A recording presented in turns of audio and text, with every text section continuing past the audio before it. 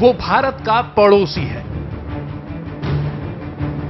वो खुद को दोस्त कहता है, लेकिन उसकी हरकतें दोस्तों जैसी नहीं। भारत के सरहदी इलाके पर कब्जे की साजिश। लद्दाख में चीनी सैनिकों की घुसपैठ।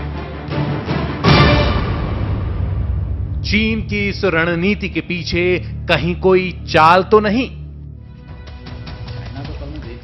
नमस्कार, बड़ी खबर में आगे हम भारतीय सीमा में चीन की घुसपैठ पर चर्चा करेंगे। कैसे पिछले 10 दिन से चीनी सेना की एक प्लाटून पूर्वी लद्दाख के दौलत बेग ओल्डिया डीबीओ सेक्टर में टेंट गाड़े हुए हैं। हालांकि बातचीत से मामला सुलझ रहा है।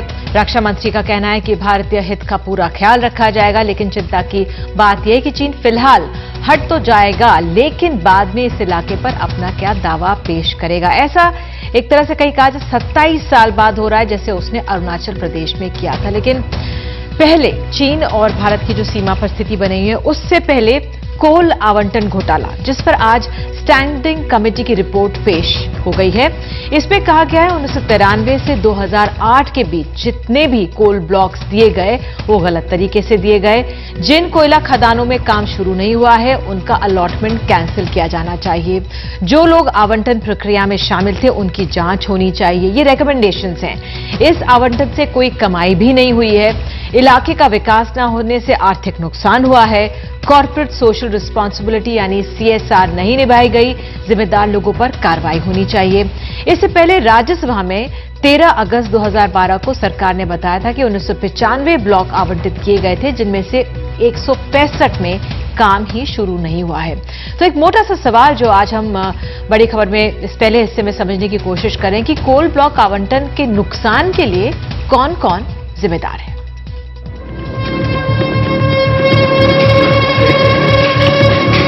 बीते 15 साल में एक पाई भी नहीं सरकार की कमाई।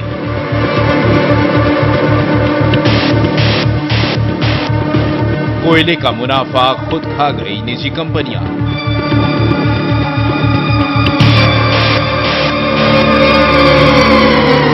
कोयला आवंटन में भारी धांधलियों पर संसद की स्थायी कमेटी की रिपोर्ट। 1993 से लेकर आज तक की सरकारों के दामन पर लगा कोयले का दाग। अब क्या सफाई देगी सरकार? तो क्या सफाई देगी सरकार? एक मोटा अनुमान जिस तरह से हमने आपको शुरुआत में बताया कि 195 कोल ब्लॉक अगर आवंटित किए गए थे, 165 में काम ही शुरू नहीं हुआ है। आइए सुनते हैं कि इस पूरे मामले पर एक स्टैंडिंग कमेटी जो बनी थी उसके अध्यक्ष कल्याण बैनर्जी ने क्या कहा।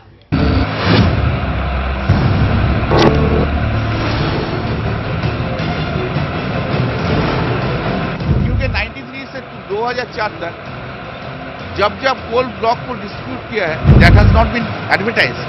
क्यों एक फॉर्चुनेट आदमी के लिए एक तो कोल ब्लॉक है? हम लोग का कमिटी फील करता है जो प्रोसीड्यूर जो फॉलो किया है वो प्रोसीड्यूर इलीगल प्रोसीड्यूर है। Unfortunate part, saddest part of our country, इतना कोल ब्लॉक डिस्ट्रीब्यूट किया, एक पैसा भी सेंट्रल गवर्नमेंट के पास नहीं आया। नेचुरल रिसोर्स, इसको ऐसा डिस्ट्रीब्यूट कर दिया प्राइवेट पार्टी को। I am list concern about politics in respect of this. No one has taken care about that. We have said. तो हमारे साथ खास पैनल मौजूद है। आबिद रसूल खान साहब, नेता कांग्रेस, सुधांशु त्रिवेदी, प्रवक्ता हैं बीजेपी के, सुदीप श्रीवास्तव, आरटीआई कार्यकर्ता, और अली अनवर अंसारी साहब, सांसद जेडीयू और स्टैंडिंग कमेटी के सदस्य हैं। अली अनवर साहब, पहले आपके पास आऊंगी। तमाम तथ्य हम सबके सामने आए, लेकिन जब ये रिपोर्ट पूरी बन रही थी और जब आप लोग कंक्लूजन में पहुंच रहे थे, क्या आपको सबसे ज्यादा चिंता क्या सामने आ रही थी? मैंने ये साफ लगाने चाहिए कि देश की दौलत को लुटा दिया गया है निजी स्वार्थ में। लुटाने वालों को जाहिर है ऐसे ही बिना इंटरेस्ट के नहीं लुटाया। और देखिए, हम लोग समाजवादी धारा के हैं, इंदिरा जी की मुखालफत करते रहे हैं, लेकिन बात समझ में आई कि इंदिरा जी ने बैंकों का राष्ट्रीयकरण, जब ये कोल माइंस का राष्ट्रीयकरण किया था, तो वो कितना सही था। आज उन्हीं का नाम लेने वाले लोग और किस तरह से निजी लोगों के हाथ में ये कोयले के खदान को बेच रहे हैं। और ये कोई अक्षय भंडार नहीं है, ज्यादा से ज्यादा ये 50 साल तक चलेगा, लोगों का मानना है। और बिजली की इतनी किल्लत है और ऊर्जा इसके बावजूद कैसे लुटाया गया ये आपको हाँ, ठीक है, ये एक साफ इस स्टैंडिंग रिपोर्ट पे साफ हो गया है। बिल्कुल आबिद रसूल खान साहब, क्या समझे, क्यों ऐसे, सत्ता में तो आप हैं इस समय, हालांकि बीजेपी की सरकार के दौरान का पूरा कार्यकाल इसमें आएगा, लेकिन पहले तो आपसे 2 बार से सत्ता आप लोगों के हाथ में, क्यों लुटाया जा रहा था इस तरह से देश की संपदा को? जी, इसमें लुटाया जा रहा था या प्रोसीजर्स फॉलो कर रहे थे, यही एक डिबेट है जिसके ऊपर पार्लियामेंट में भी बातचीत हो रही है और कमिटीज डाले गए हैं और उसके सीबीआई की भी इंक्वायरी हो रही है। तो यहाँ पे बात यह है कि 2005 में जब प्राइम मिनिस्टर के पास मीटिंग हुई थी कोल ब्लॉक्स अलॉटमेंट के लिए, वहाँ पे पूरे स्टेट्स ने अपनी एक सिफारिश दी थी कि भाई कोल ब्लॉक्स अलॉटमेंट का जो एक्ट है उसको अमेंड ना किया जाए, क्योंकि कोल अगर निकालने के स्टेट्स को नहीं मिलेगा तो ये पावर प्रोजेक्ट्स और स्टील प्रोजेक्ट्स को काफी नुकसान होगा, जिससे स्टेट्स का डेवलपमेंट रुकेगा।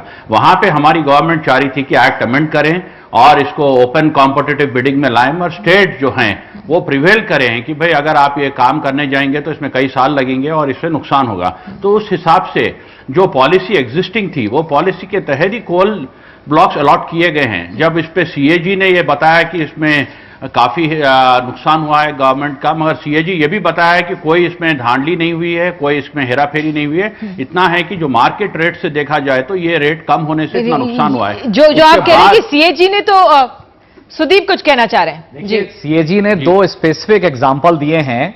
एक तो दिया है रंपिया डिप साइट कोल ब्लॉक का, जिसमें 67 एप्लीकेशन थी और 2 की जगह 2 को ही केवल इंटरव्यू के लिए बुलाया और उसके बाद अलॉटमेंट हुआ 5 को। ऐसे ही एक फतेहपुर ईस्ट और ब्लॉक है, 2 ब्लॉक का उन्होंने स्पेसिफिक एग्जांपल दिया है कि जो प्रोसीजर था वो प्रोसीजर फॉलो नहीं किया गया। और जहां तक सुप्रीम कोर्ट में जो सीबीआई का पहला एफिडेविट जो फाइल हुआ है, जिस रिपोर्ट जिसको कहना चाहिए, और जिसके अंश सुप्रीम कोर्ट में माननीय जज साहब ने पढ़ के सुनाए थे, उसमें भी उन्होंने कहा था कि प्रथम दृष्टया यह लगता है कि प्रोसीजर का भी पालन नहीं हुआ। पॉलिसी क्वेश्चनेबल है, वो एक हिस्सा है, प्रोसीजर का भी पालन नहीं हुआ। मैं ये बताना चाहूंगा कि अगर कहीं प्रोसीजर का पालन नहीं हुआ है और कहीं फेवरेटिज्म हुआ है और किसी को दिया गया है तो ये मैटर सुप्रीम कोर्ट के पास सीज्ड है और इस पे एक्शन लिया जाएगा, चाहे वो कितने बड़े भी अधिकारी हो या कितने बड़े भी पॉलिटिकल लीडर हो। उस पर कांग्रेस पार्टी उनको बचाने की कोई कोशिश नहीं करेगी। यहाँ पे बात यह है कि पहले जब पार्लियामेंट से पहले मीटिंग हुई थी, वहां पे सब पार्टियों ने वादा किया था कि पार्लियामेंट को हम स्टॉल नहीं करेंगे और पार्लियामेंट में हर बात पे मुद्दा पे डिबेट होगा। और उसके बाद हम देखते हैं जैसा पार्लियामेंट शुरू होती है स्टॉल होने का ही काम हो रहा है, जिससे देश का नुकसान हो रहा है। आबिद रसूल खान साहब, बावजूद इसके प्रधानमंत्री जो पहली बार यूपीए 1 थी, प्रधानमंत्री के डायरेक्ट अंदर ये मिनिस्ट्री ऑफ कोल थी। राज्यसभा के एमपी दासरी नारायण राव 23 मई 2004 से 6 अप्रैल 2008 तक इसके स्टेट कोल मिनिस्टर थे। फिर दूसरे संतोष बागड़ोडिया जी भी इसके स्टेट कोल मिनिस्टर रहे 2008 से 2009 के बीच। बात ये नहीं है, बात लेफ्ट की भी है। लेफ्ट में जिस तरह से आया बीजेपी की, आप सुधांशु हमारे साथ बैठे हैं, 2005 में जिस तरह से एक कांग्रेस को मौका मिल रहा है, जो पॉलिसी की बात थी, छत्तीसगढ़ के चीफ सेक्रेटरी ने लिखा था मिस्टर पारिक को 28 मार्च को कि आप अपनी पॉलिसी मत लाइए कॉम्पिटिटिव बिडिंग। राजस्थान की चीफ मिनिस्टर वसुंधरा राजे ने लिखा था। तो बीजेपी कैसे कह सकती है? बीजेपी के तो 2 चीफ मिनिस्टर्स की तरफ से गुजारिश की गई थी कि भैया आप कॉम्पिटिटिव बिडिंग नहीं लाएं। मिनिस्टर भी लिखे थे दीदी जी, बंगाल के चीफ मिनिस्टर भी लिखे थे कि पॉलिसी अभी इंप्लीमेंट मत कीजिए, और ये जो ये रिकमेंडेशन पे ये पॉलिसी कंटिन्यू की गई थी। और मैं यहाँ पे आपको कैटेगरीली ये बताना चाह रहा हूं कि अगर जैसा अभी साहब ने बताया है कि कुछ इसमें इनअप्रोप्रिएट एक्शन लिया गया है, तो इस पे हम एक्शन लेने के लिए तैयार है, इस पे चर्चा करने के लिए तैयार है। एक्शन लेने के लिए तैयारी चला क्यों इतने साल तक? सर त्रिवेदी जी, आप बोलना चाहेंगे?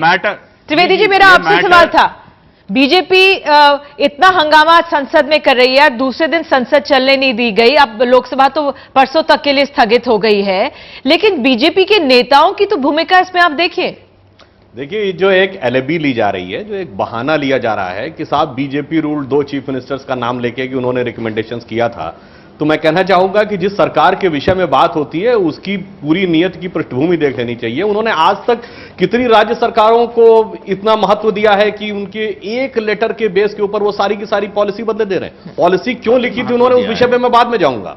उससे पहले मैं एग्जांपल दूंगा, बीजेपी की राज्य सरकारों के कितने ही रिकमेंडेड पड़े हुए हैं केंद्र सरकार के पास, चाहे गुजरात का गुजकोका हो या मध्य प्रदेश का एंटी टेरर एक्ट हो, उस पर तो रखे बैठे हुए हैं और ये कहते हैं साहब उस पर तो हम कार्रवाई नहीं कर रहे हैं। और कोल ब्लॉक पे लिखी गई एक चिट्ठी के लिए वो इतना बड़ा स्टैंड बना रहे हैं जैसे कि फेडरलिज्म पर और स्टेट की रिकमेंडेशंस को शायद वो over and above central government लेना चाहते हैं। ये सिर्फ वास्तविकता से मुंह चुराने के अलावा और कुछ नहीं है। ठीक है आबिद रसूल सर, दूसरा मैं आप कुछ कहना चाह रहे हैं? मैं एक छोटा सा ये बताना चाहूंगा, एंटी टेररिज्म एक्ट या गुजरात का जो एक्ट लाने की बात हुई थी उसकी चिट्ठी से आप कोल्स की चिट्ठी उसमें मत जाइए सर, अभी हम कोल पे बात कर रहे हैं। पे बात कर रहे हैं।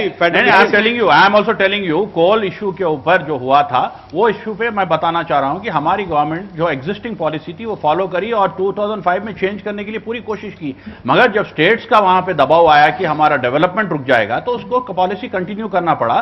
और जब तक कि आप कैप्टिव पावर जहां पे हो रहा है और कैप्टिव माइनिंग हो रही है वहां अगर कोल नहीं देंगे तो ओपन मार्केट से कहां से खरीदेंगे वो लोग? देखिए मैं ये बात बिल्कुल क्लियर करना चाहूंगा कि जो कोयले का खेल है उसमें सबके हाथ काले हैं, बिल्कुल यह स्थिति बनती है।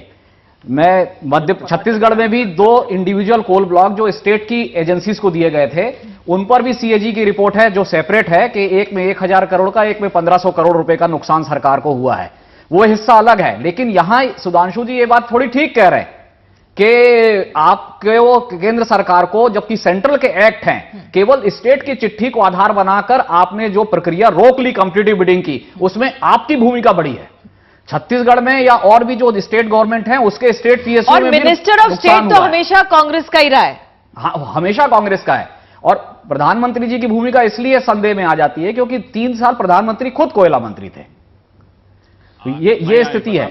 छोटा सा आपको एक रिप्लाई देना चाहूंगा कि प्राइम मिनिस्टर के ऊपर किसी भी तरीके का हम अगर एलिगेशन लगाते हैं तो बड़ा सोच समझ के लगाना है। यहां पे मैटर ऑलरेडी सुप्रीम कोर्ट से सीज्ड है और इसके अंदर 26 तारीख के दिन एफिडेविट फाइल हो रहा है और इसके अंदर रिपोर्ट फाइल हो रही है। इसके बाद अगर कुछ इसके अंदर धांधली निकलती है तो हम एक्शन लेने के लिए तैयार है, मगर कुछ चीज बाहर आने से पहले, कोई चीज प्रूव होने से पहले प्राइम मिनिस्टर के ऊपर और बिल्कुल सही बात है सर, क्योंकि इसलिए चिंता की बात इसलिए होती है क्योंकि आपको खुद याद है कानून मंत्री पर आरोप लग रहे हैं कि जो सीबीआई अपनी रिपोर्ट अब 26 तारीख को देने वाली है, किस तरह से उनको शायद उन्होंने क्या उसको असर डालने की कोशिश की और सीबीआई को खुद एक अलग से वकील भी अपना करना पड़ रहा है। तो फिलहाल सरकार के लिए तो चिंता की बात है ही। जी अरवर अली साहब। बिल्कुल, मैं यहाँ पे एक छोटी सी बात बताना चाहता हूँ कि अश्विनी कुमार जी जो हमारे कानून मंत्री हैं, काफी पुराने सियासत में हैं और काफी एक्सपीरियंस मिनिस्टर हैं। अगर वो चाहते कि कुछ रिपोर्ट को चेंज करें या कुछ ऑल्ट्रेशन करें तो ऑफिशियल ऑफिस में बैठ के पूरे को ऑफिशियली मीटिंग अगर करें हैं, वो एफिडेविट आने के बाद पता चलेगा। अगर ऐसा हुआ भी है तो मैं नहीं समझता हूँ कि इतनी उन्होंने इनऑपरिएट यहाँ बात सीबीआई की स्वायत्तता की है, ये गलत है। देखिए यूनियन ऑफ इंडिया के एफिडेविट को लॉ मिनिस्टर अपडेट कर सकते हैं। जी सुनिए, एक मिनट आप मौका दीजिए। 26 तारीख को जब एफिडेविट फाइल होगा, 26 तारीख 2 ही दिन बाकी हैं, उसके बाद अगर एफिडेविट में यह प्रूव होता है कि किसी ने कोशिश किया है कि रिपोर्ट को ऑल्टर करने के लिए, आप बराबर इस पे हमारे पे आप एक्शन के लिए डिमांड कर सकते हैं। जब एफिडेविट ही नहीं पहुंचा है और सीबीआई ने नहीं कहा है, आप उसको एज्यूम करके कैसे आप एक्शन लेने के लिए डिमांड कर सकते हैं? सीबीआई का एक पहली रिपोर्ट है। ठीक है आबिद रसूल साहब, तो समझे क्या जो एक आंकड़ा हमारे पास है, अगर हम सिर्फ कोल ब्लॉक आवंटन की बात करें और आज के स्टैंडिंग कमेटी की उसकी बात करें, 195 अगर ब्लॉक है और 165 में काम ही नहीं शुरू हुआ, क्या समझें क्यों काम शुरू नहीं हुआ इतने सालों तक? ये काम इसलिए शुरू नहीं हुआ कि वहां पे कोल का रिक्वायरमेंट जो उनको था उन्होंने स्टार्ट नहीं किया है। ब्लॉक लिए हैं जरूर एक प्रोजेक्ट के लिए, वो प्रोजेक्ट अभी उनका ग्राउंड नहीं हुआ है। प्रोजेक्ट यही समझना चाह रहे हैं अली अनवर साहब। रिपोर्ट में ये भी साफ है जानबूझ के काम नहीं किया गया वहां पे। देखिए, प्राइवेट प्लेयर्स जो मिला उनके पास कोयले के इस्तेमाल के लिए स्टील प्लांट नहीं था। बिल्कुल, ये मुख्य वजह उन्होंने सिर्फ कह दिया, पहले ले लिया, कैप्टिव माइनिंग इसको बोलते हैं। पहले ले लिया कि हमें स्टील प्लांट लगाना है, लेकिन उन्होंने उसके लिए चीट किया और रेवेन्यू का लॉस हो रहा है। और देखिए, इसमें स्टैंडिंग कमेटी के सामने ये क्लियर आया, एक तो जो नीलाम करना है, देना है, आवंटित करना है कोल ब्लॉक, तो उसके लिए एडवर्टीजमेंट नहीं निकाला, ऐसा भी है।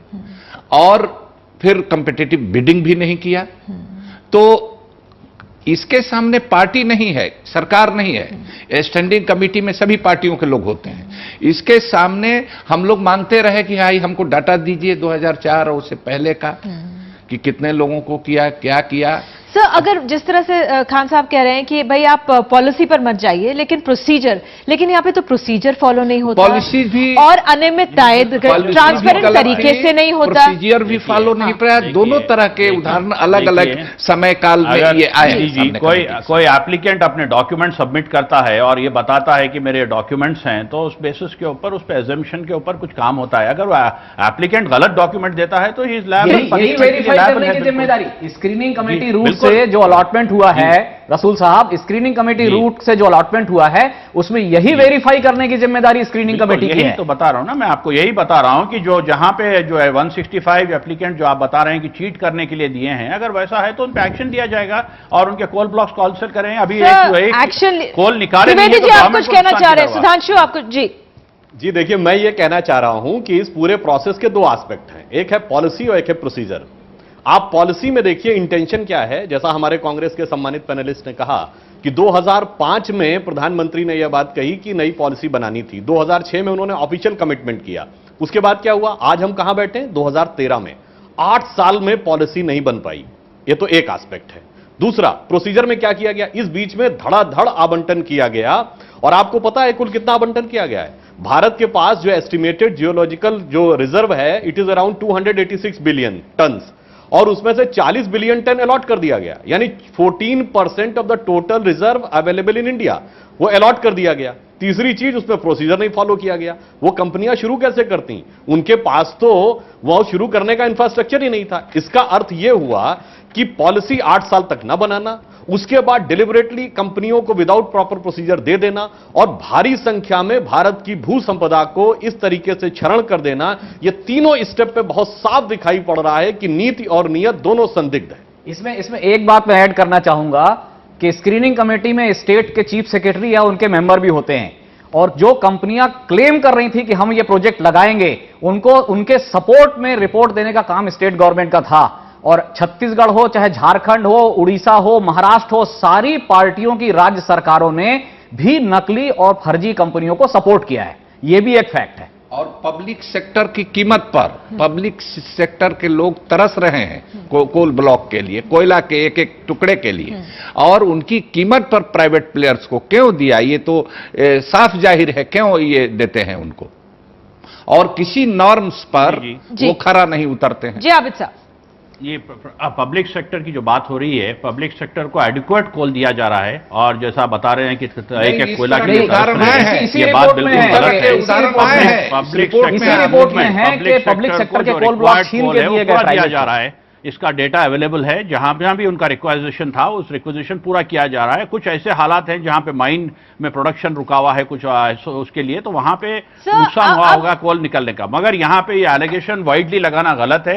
और मैं आपको ये बताना चाहता हूं कि जब ये रिपोर्ट सीबीआई की इंक्वायरी हुई है, तो ये सीबीआई की इंक्वायरी की रिपोर्ट पूरा बाहर आएगा। अगर कोई भी है तो उस पर हम एक्शन लेंगे। अनवर अली साहब, सवाल अब ये है कि आगे जिस तरह से इस पे सपोर्ट जो सुझाव दिए गए हैं कि जो 80% है जहां पे काम शुरू नहीं हुआ, उनका वो कैंसिल कर देना चाहिए। जो ये मैं आपसे समझना चाहती हूं, जो स्टैंडिंग कमेटी की रिकमेंडेशंस है, क्या ये बाइंडिंग होती हैं, और क्या ऐसा हो पाएगा कि इसमें भी बवाल होगा? नहीं, क्योंकि बहुत बड़े बड़े लोग होंगे। बाइंडिंग तो उस तरह से नहीं है, ठीक है, अल्टीमेटली तो सरकार पर जाता है। लेकिन कमेटी के सामने ये मामला आया तो उसका हम लोगों ने खुलासा किया है, और इसमें सभी पार्टियों के लोग हैं। उसमें ऐसा नहीं है कि किसी एक पार्टी के लोग हैं, सभी पार्टियों के लोग। सुदीप, मैं समझना चाह रही हूँ, जो 80% है, क्या ये कैंसिल करना आसान होगा? देखिए, पहली चीज तो यह है कि जो प्रजातंत्र है उसमें जो बाइंडिंग वाला शब्द है वो केवल लीगली बाइंडिंग नहीं होता, बहुत सी चीजें मॉरली बाइंडिंग भी होती हैं। तो नैतिक रूप से एक बार सीएजी की रिपोर्ट आ गई, फिर स्टैंडिंग कमेटी की रिपोर्ट भी आ गई, और सुप्रीम कोर्ट भी बहुत कड़े तरीके से सुनवाई कर रही है। तो ये संकेत बिल्कुल साफ है कि ये सारे आवंटन गलत हैं, इनको रद्द होना चाहिए। रद्द इसलिए नहीं होंगे या इसलिए सरकार नहीं करना चाहती क्योंकि अल्टीमेटली वो वेस्टेड इंटरेस्ट अभी भी सरकार पे हावी है। तो इसके कारण इसमें बहुत लॉबिंग होगी, बहुत प्रेशर लगेगा और उसके बाद किसी ना किसी तरीके से इनको बचाने की कोशिश होगी। जो पिछले साल आईएनजी बना के 50-60 कोल ब्लॉक कैंसिल करने की बात की गई, वो भी इसलिए कैंसिल नहीं किए कि कंपनियां नकली थी, उनको इस आधार पर कैंसिल किया कि आपने डेवलप नहीं किया। उन सबको स्टे मिल रहा है हाई कोर्ट से। तो कोई ना कोई तरीके से इसको बचाने की कोशिश हो रही है। सिर्फ ही करने की बात नहीं है, कौन लोग दोषी हैं, सरकार का जो रेवेन्यू लॉस हुआ उसकी जिम्मेवारी किस पर जाएगी। लेकिन सर एनडीए के दौरान तो ममता बनर्जी कोल मिनिस्टर रही थी और कल्याण बनर्जी ने इसका कुछ जिक्र कोई हो। देखिए इसमें हम लोग पार्टी उस समय भी हुई होंगी पार्टी और सरकार की बात नहीं है, बात पॉलिसी की है, बात पॉलिसी के इम्प्लीमेंटेशन की है। जो भी आए, अभी जो मौजूदा सरकार है 2004 जी, जब ये लाइट में आया है, मौजूदा सरकार को करना चाहिए। कोई भी इसमें आता हो, उसमें कहां कमेटी तो किसी व्यक्ति को फंसाने और किसी को बचाने की बात उसका ये 10 सेकंड। आपको लगता है कुछ होगा, इसका कुछ निकल कर होगा, जिस तरह से सुदीप को तो उम्मीद ज्यादा नहीं। नहीं, ये ठीक कह रहे हैं कि मोरल बाइंडिंग है और सुप्रीम कोर्ट सुपरवाइज कर रहा है इस मामले को, वही रद्द करेगा। अगर होगा रद्द तो सुप्रीम कोर्ट ही रद्द करेगा उसके। रसूल साहब आप कुछ कहना चाह रहे हैं? जी निधि जी, ये मैटर सुप्रीम कोर्ट में है और इसमें हमारी गवर्नमेंट कमिटेड है कि अगर जहां भी इसमें कोई गलती हुई है और कोई भी ब्लॉक अगर कुछ मैनिपुलेट करके लिया गया है तो बराबर हम कैंसिल करेंगे। और सुप्रीम कोर्ट के आदेश आने से पहले भी मैं बताना चाहता हूं कि हम सुप्रीम कोर्ट के हर आदेश को बिल्कुल कबूल करेंगे और अगर कोई हमारे पास अगर इस तरीके की खुद लेना चाहिए फैसला, सरकार को लेना चाहिए था। इस बारे में एक तथ्य मैं और कहना चाहूंगा है जी कि सुदीप ने अभी जिन 60 कोल आवंटनों की बात की है जिनको की रद्द करने की सिफारिश की गई है, उसमें एक तथ्य है जो निश्चित रूप से देश के संज्ञान में आना चाहिए कि उसमें से 53 कोल ब्लॉक्स हैं जो यूपीए गवर्नमेंट के समय में अलॉट हुए हैं और केवल 7 कोल ब्लॉक हैं जिनको जो कि एनडीए सरकार के समय में अलॉट हुए हैं। चलिए आप सभी आए इसके लिए बहुत बहुत शुक्रिया। बड़ी खबर के इस सेगमेंट में इतना ही, लेकिन एक छोटे से ब्रेक के बाद हम तुरंत लौटते हैं और चीन के साथ जो सीमा विवाद इस समय एक तरह से सामने आया है उसको समझने की कोशिश करेंगे। बने रहिए बड़ी खबर के साथ।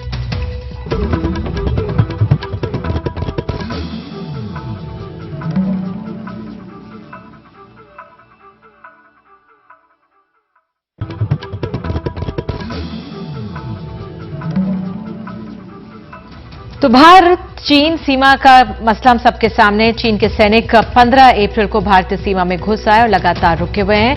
वो सीमा के 10 किलोमीटर भीतर दाखिल हुए। वहां आज ये भी खबर आई है कि 2 चीनी हेलीकॉप्टर्स भी भारतीय सीमा में दाखिल हुए थे 15 अप्रैल को। कहा जा रहा है कि घुसपैठ की चीन की सोची समझी रणनीति के तहत हुआ। हालांकि वो कह रहा है कि उसके सैनिक भारतीय सीमा में दाखिल नहीं हुए हैं और ये आरोप गलत लगाया जा रहा है। फिलहाल भारत की कोशिश ये है कि बातचीत के जरिए इस समस्या को, जो ये पूरा मसला बना हुआ है, उसको हल किया जाए। हमारे सहयोगी नितिन गोखले ले में मौजूद हैं। फ्लैग मीटिंग में क्या हुआ उसकी वो हमें जानकारी दे रहे हैं। आज सुबह एक फ्लैग मीटिंग भारतीय सेना और चीनी सेना के बीच में वहां शुरू हुई थी सीमा पर। वो करीब 4.5-5 घंटे चली।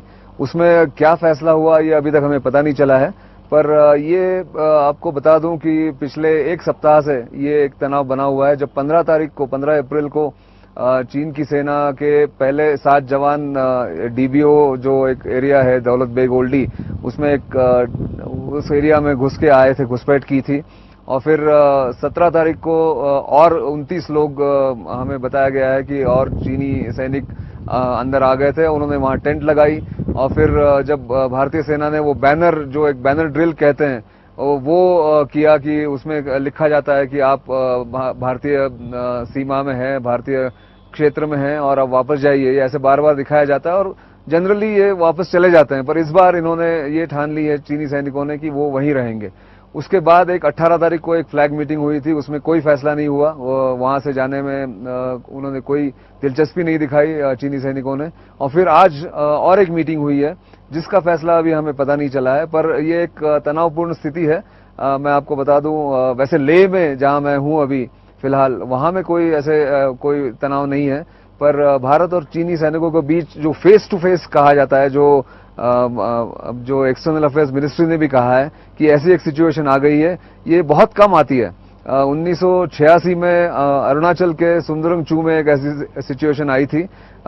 उसके बाद ये देखा गया है कि ज्यादातर अक्सर जब भी चीनी सैनिक या भारतीय सैनिक एक दूसरे की सीमा में जाते हैं, वहां तक जाके वापस चले आते हैं या वापस चले जाते हैं। पर इस बार चीनी सैनिक अभी भी वहीं बैठे हुए हैं और अभी जाने का कोई नामो निशान, जाने की कोई अंशा उनकी दिख नहीं रही है। तो यही एक रिपोर्ट आपको मैं लेह से दे रहा हूं। लेह से कैमरा पर्सन आरिफ रादू के साथ मैं नितिन गोखले, एनडीटीवी इंडिया के लिए। तो जिस तरह से नितिन गोखले बता रहे हैं कि 1986 में ऐसा हुआ था, लगभग 27 साल पहले चीन के इस तरह से रुख सामने आया था अरुणाचल प्रदेश में। हमारे साथ खास पैनल मौजूद है, बीजेपी कांग्रेस के हमारे साथीगण मौजूद हैं, लेकिन साथ ही अब जुड़ गए major general GD Bakshi, security expert, Swarn Singh chairman है सीआईपीओडी जेएनयू से, और अजय शुक्ला सिक्योरिटी एक्सपर्ट हैं, वरिष्ठ पत्रकार हैं। सबसे पहले जीडी बख्शी, आपके पास सेना की नजर में इस समय स्थिति को आप कैसे आंकेंगे? देखिए, ये स्थिति कुछ हटके है, अलग है। नॉर्मली इस क्षेत्र में हमारी एक परसेप्शन है लाइन ऑफ एक्चुअल कंट्रोल की, चीनियों की एक परसेप्शन है, हमारे पेट्रोल हमारी परसेप्शन लाइन रेखा तक जाते हैं, चीन के पेट्रोल उनकी परसेप्शन रेखा तक आते हैं। इस बार जो फर्क है वो ये है कि एक तो काफी ताकत में ये पेट्रोल आया है, 10 किलोमीटर अंदर आया है और इसने अपने तंबू लगा के वहां बैठ गया है। कोई इसका अभी तक वहां से पीछे हटने का जो है कोई साइन हमें नजर नहीं आ रहा, कोई दिखाई नहीं दे रहा। अगर तो ये चले जाता है तो फिर हम कह सकते हैं कि जो हमारी मैकेनिज्म्स हैं, कॉन्फिडेंस बिल्डिंग मेजर्स हैं, वो काम कर रहे हैं, कोई हटके नहीं है। नहीं तो मैं आपको पूछना पड़ेगा कि इसमें और सुब्दराम छू के इंसिडेंट में क्या फर्क था। तब भी वो आके हमारे एरिया में वो जो हमारे परसीव्ड एरिया में आए, अपना एस्टैब्लिश कर लिया पोस्ट और जम के बैठ गए। तो ये देखिए, बात ये है कि चीन के बहुत ही आक्रामक तेवर वो दिखा रहा है। सन 2009 से जब से पीएलए का पलड़ा हमने देखा डिसीजन मेकिंग। ठीक है, आप कह रहे हैं कि चीन के ये आक्रामक तेवर हैं, और जिस तरह से नितिन ने भी कहा कि 86 में जो रुख था अरुणाचल प्रदेश पे, वो एक तरह से आप कह रहे हैं वही देखने को मिल रहा है। अजय, आपके पास आप कैसे इस समय आंक रहे हैं सिचुएशन को? क्योंकि चीन, कहा जा रहा है चीन हमारी टेरिटरी में आ गया है, एक प्लेटून अंदर आई है, उसमें करीब 50 लोग हैं और 10 दिन हो गए हैं वो लोग मौजूद हैं। एक तरफ ये भी कहा जा रहा था बातचीत के जरिए मामले को सुलझाया जा रहा है, वो वापस चले जाएंगे, लेकिन एक तरह से कहते हैं ना, अपना ठप्पा लगा जाएंगे कि ये हम यहां पर आए थे। लेकिन कैसे समझे आम भारतीय नागरिक, कैसे समझे इस समय बॉर्डर की सिचुएशन को? सबसे पहले ये जिस तरीके से ये फ्रेज किया जा रहा है कि चीन हमारे इलाके में आ गया है, ये मतलब अगर बैलेंस तरीके से देखा जाए, ठीक है, चीन एक डिस्प्यूटेड इलाके में आ गया है। ये इलाका ही डिस्प्यूटेड जो हम अपना मानते हैं, हाँ, और वो अपना मानते हैं। ठीक है। जो सुमडरोंगचू में हुआ 1986 में, और मैं वहां पे था उस टाइम पे, वो ये था कि एक इलाके में भारत के इंटेलिजेंस एजेंसीज ने जाके एक समर के लिए ऑक्यूपाई किया था उस इलाके को, और जब वो सर्दी के मौसम में जब वो हट गए, तो चीन जो है, जब सर्दी हटी और अगले बार कारगिल की तरह जब सर्दी हटी और समर फिर एक बारी आया, तो उन्होंने देखा कि चीन के सैनिक वहां पे आके ऑक्यूपाई कर चुके हैं और वो आज तक वहीं पे हैं। अब हमें ये नहीं पता कि जो लद्दाख में हुआ है इस बारी, वो इस वजह से हुआ है, क्या हिंदुस्तान के सैनिकों ने या आईटीबीपी ने वहां पे जाके कोई अपना परमानेंट पोस्ट एस्टैब्लिश करने की कोशिश की, और उसके रिएक्शन में चीन ये कर रहा है कि चीन अपने इनिशिएटिव पे खुद जो है देखने के लिए आया हुआ है। अब ये बताया जाना जरूरी है कि चीन जो है, ये पहली बार ही नहीं हुआ है कि चीन जो है आके कुछ टेंट्स लगा के फिर कुछ दिन बाद वापस गया। ये हर 2-3 साल हो जाता है लाइन ऑफ एक्चुअल कंट्रोल के ऊपर, पर ये अभी 10 दिन से वहां पे रुके हुए हैं। आमतौर पे 3-4 दिन के बाद वो चले जाते हैं, तो ये अभी देखना होगा कि क्या वो करेंगे। ठीक है, स्वर्ण सिंह जी, आप कैसे असेस कर रहे हैं सिचुएशन को? एक तो जैसे इन्होंने कहा कि तथ्य जानना बहुत जरूरी है कि एक्चुअल ग्राउंड सिचुएशन पे हालात क्या है, पर जो तथ्य अभी सामने हैं उसको देखा जाए तो एक पैटर्न नजर आता है उसमें। पैटर्न ये कि पहले तो ये होता था कि फ्रीक्वेंसी जो है इनकर्शंस की वो बढ़ जाती थी और फिर कम हो जाती थी। उसके बाद एक नया तरीका उन्होंने अपनाया कि वो ग्रेफिटी लिखने लगे जगह जगह आकर, और वो ग्रेफिटी छोड़ जाते थे। और अब ये टेंट लगाने की बात हुई, और जो कभी कभी पेट्रोलिंग वाले सोल्जर्स आपस में मिलते हैं, उसको कहते हैं फेस टू फेस, और फिर अलग अलग हो जाते हैं। तो ये सिचुएशन जो 500 मीटर में दोनों तरफ तंबू लगे हुए हैं, इसको आईबॉल टू आईबॉल सिचुएशन मानते हैं। और ये टेंशन का देखें पैटर्न है कि धीरे धीरे बढ़ता जा रहा है। तो इसमें क्या चीन की कोई रणनीति है जो हमें कोई कम्युनिकेट करना चाहते हैं, वो किसी तरह से अपनी नाराजगी या आक्रोश वगैरह जी, या उसका ये कि क्योंकि जो आप देखें नए राजनेता वो जहां चुन के आए हैं अभी हाल ही में चीन में, उनका रुख तो बहुत अच्छा है भारत की तरफ, और ये ग्राउंड सिचुएशन में हालात दूसरी है। तो क्या ये दो अलग अलग रणनीति हैं जो उसमें मतभेद बढ़ते जा रहे हैं? आम जनता और जो एक्सपर्ट्स यहाँ पे मौजूद हैं, हम फिलहाल स्थिति को समझने की कोशिश करें, लेकिन बीजेपी ने तो इससे पहले आज कह दिया कि भारत सरकार कमजोर है। जब तक ग्राउंड डिटेल्स किसी को मालूम नहीं है, सामने नहीं आ रही, हम जो शीर्ष पार्टियां एक दूसरे पर आरोप कैसे लगा देती हैं? आज तो सीधे आरोप लगा दिया आपकी पार्टी ने सरकार पर कि वो तो कमजोर सरकार है। देखिए, इस चीज का जो विश्लेषण किया जाता है वो दो डायमेंशंस पे किया जाता है। एक तो माइक्रो लेवल पे और इंस्टेंटेनियस, यानी तात्कालिक और सूक्ष्म दृष्टि से क्या हो रहा, और एक है कि हम व्यापक परिप्रेक्ष्य देखते हैं। जो हमारी पार्टी का स्टैंड है वो ये तात्कालिक दृष्टि से तो एक अलग बात है कि साहब हम जो चीन की आर्मी है वो एक डिस्प्यूटेड एरिया में है, वो वापस चले जाएंगे तो मामला शांत हो जाएगा। पर आप पिछले 6-7 साल से चाइना का पूरा एक मोडस ऑपरेंडी देखिए। वो पाकिस्तान में ग्वादर में नेवल बेस के ऊपर अपना कंट्रोल कर रहा है, जम्मू कश्मीर में पीएलए के सोल्जर्स अवेलेबल हैं। सरकारें खुद मान चुकी है। हमारा मतलब है कि जब नेशनल सिक्योरिटी का इश्यू आता है उसको गलत तरीके से कहीं हाइप तो नहीं किया जाता है। ये मैं समझने की कोशिश कर रही हूं। एक छोटा सा मुझे ब्रेक लेने के लिए कहा जा रहा है, एक ब्रेक लेते हैं, तुरंत लौटते हैं। बने रही बड़ी खबर के साथ।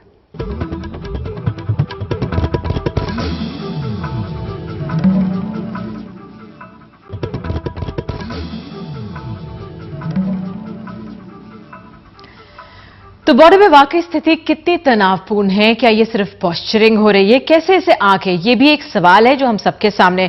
मिस्टर बख्शी, अभी तक जो हमने सिचुएशन को कैसे हैंडल किया, और ये क्या सिर्फ एक पॉस्चरिंग है? क्योंकि जो फ्लैग मीटिंग है उसका भी कुछ खास निकल के नहीं आई। ये दूसरी फ्लैग मीटिंग है जो भारत ने मांगी थी, और फिर ये हुई है, नितिन ने बताया, जिस तरह से कुछ खास अभी तक निकलकर उसमें से नहीं आया है। देखिए, अजय शुक्ला ने एक बड़ा इंटरेस्टिंग पॉइंट रेज किया था सुमदोरोंग छू का।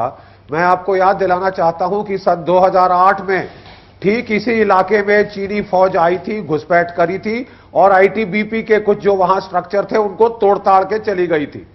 ठीक है, तो ये काफी गहराव में आपकी पेनिट्रेशन है, और ये जो है, जो यहां ठहरने का जो उनकी साफ मंशा दिखाई दे रही है, पिछले इतने सारे दिनों से वो वहीं पे कायम है। और एक फ्लैग मीटिंग पहले हमारे आईटीबीपी और सर 15 की रात जब वो लोग आए थे तो उनके 2 आर्मी के हेलीकॉप्टर्स भी आए थे, तो एक तरह से उनका पूरा ये प्री प्लान था। वहां पे आए थे। सो मैं कह रहा हूं कि जो सुमदोरोंग छू के इंसिडेंट से वहां भी हेलीकॉप्टर आए थे। काफी इसमें सिमिलैरिटीज हैं। देखने की बात यह है कि इंटेंट क्या है। ये तो बड़ी अच्छी बात है कि चीन के जो राजनेता हैं वो हमेशा पंचशील की बात प्रीमियर अगले महीने आने वाले हैं। ठीक है सर, ठीक है सर। हाँ, प्रीमियर आने वाले हैं अगले महीने। क्या वो भी कुछ चाहेंगे? उनको वो भी नहीं चाहेंगे कि वो यहाँ पे आए और इस तरह का बॉर्डर डिस्प्यूट डिस्कस करने के लिए सामने? ऐसे हालत में एक प्रीमियर का विजिट होना, जबकि एक डिस्प्यूट और एक फेस ऑफ चल रहा हो बॉर्डर के ऊपर, ये बहुत डिप्लोमेसी के लिहाज से अच्छी बात नहीं है। लेकिन प्रॉब्लम ये है कि ये चीन के जो 2 नए लीडर्स हैं, ये माना जा रहा है कि प्रेसिडेंट शी जिनपिंग बहुत नजदीक हैं फौज के, पीपल्स लिबरेशन आर्मी के, और ये रिश्ते पॉलिटिकल और मिलिट्री के बड़े अच्छे बने हुए हैं। लेकिन जो मुझे दिख रहा है वो ये है कि जमीन के ऊपर पीएलए अपने फैसले कर रहा है, और पॉलिटिकल लेवल पे भारत के साथ जो रिश्ते बनाए जा रहे हैं वो अपने लेवल पे चल रहे हैं, और ये 2 अलग रिश्ते लेवल पे चल रहे हैं। चीन के अंदर शिनजियांग प्रोविंस के अंदर और तिब्बत प्रोविंस के अंदर जो पॉलिसी है वो पीपल्स लिबरेशन आर्मी बनाता है। जो पॉलिटिकल इन्फ्लुएंस उनके ऊपर है वो एक हद तक ही उनके ऊपर काबू कर पाता है। लेकिन ये बहुत संभव है कि ये पीपल्स लिबरेशन आर्मी ने फैसला किया हुआ है कि ये एक्शन हम करेंगे, और पॉलिटिकल लेवल पे जो है वो सर ये जो डिस्कनेक्ट है। अच्छी बात इन्होंने कही कि आप देखें इमीडिएटली अब जब हम मांग रहे थे कि एक और फ्लैग मीटिंग हम करना चाहते हैं तो उन्होंने कहा कि आर्मी कमांडर बीजिंग गए हुए हैं, तो क्या उनको वहां बुलाया गया बताने के लिए कि क्या ग्राउंड सिचुएशन पे क्या हो रहा है? तो ये भी हो सकता है कि नई जो पीढ़ी के राजनेता आए हैं उनको सारी जो ग्राउंड सिचुएशन है उसको समझने में और उस पर कंट्रोल करने में थोड़ा वक्त लगेगा। पर ये उसके साथ साथ बहुत इंपॉर्टेंट है कहना है कि जो समदरुंग चौ की बात कर रहे हैं कि तब भी ऐसा हुआ था, तब उस वक्त एक संधि थी 1996 में जो साइन हुई, तब नहीं थी वो।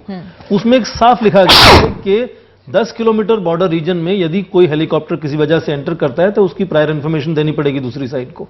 तो हेलीकॉप्टर का आना एक बहुत ही, उसको हम जो कह रहे हैं कि अपिंग द एंटे वाली जो बात है वो साफ जाहिर होती है कि एक पैटर्न है उसमें। ठीक है, आबिद रसूल खान साहब, आखिर में बस आपके पास बहुत कम समय मेरे पास, चिंता की वजह है ये सरकार के लिए एक और जिस समय जो स्थिति बनी हुई है? निधि जी, जो मिलिट्री एक्सपर्ट्स ने बताया है बड़ी अच्छे बात बताए हैं और इससे काफ़ी हमें सच्चाई सामने आती है। और मैं यहाँ पे आपको ये बताना चाहता हूँ कि हमारी हुकूमत और हमारी गवर्नमेंट ये बात को काफ़ी गंभीरता से देखी है।